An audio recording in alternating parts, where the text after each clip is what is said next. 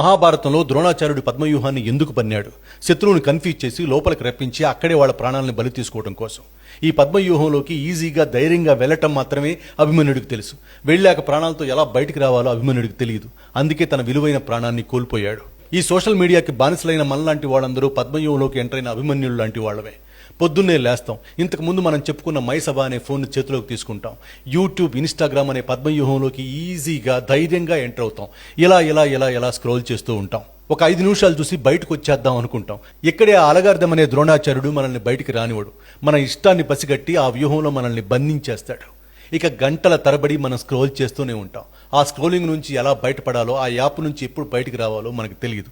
ఇలా మన సమయాన్ని, మన కెరియర్ని, మన ఫ్యూచర్ని డిజిటల్ పద్మవ్యూహంలో బలి చేసుకుంటున్నాం. ఇక ఇది కాకుండా ఆ పద్మవ్యూహంలో ఇంతకు ముందు మనం చెప్పుకున్న ఎదుటి వాళ్ళ ఫేక్ రిచ్ లైఫ్ స్టైల్ కనిపిస్తుంది. ఆ లైఫ్తో మన లైఫ్ని కంపేర్ చేసుకుంటాం. దుర్యోధనుడి జబ్బు మొదలవుతుంది. ఇప్పుడు ఆ యాప్ వదిలేసి బయటకు రాగానే అంతా శూన్యంలాగా, దరిద్రంలాగా అనిపిస్తుంది. ఇక్కడ ప్రతి ఒక్కళ్ళు తెలుసుకోవాల్సిన బ్రూటల్ రియాలిటీ ఏంటంటే, సోషల్ మీడియాలో ఎవరు వాళ్ళ కన్నీళ్ళని, వాళ్ళ అప్పుల్ని పోస్ట్ చేయరు. వాళ్ళ లైఫ్లోని బెస్ట్ 1% మూమెంట్స్ని ఫిల్టర్ లేసి పెడతారు.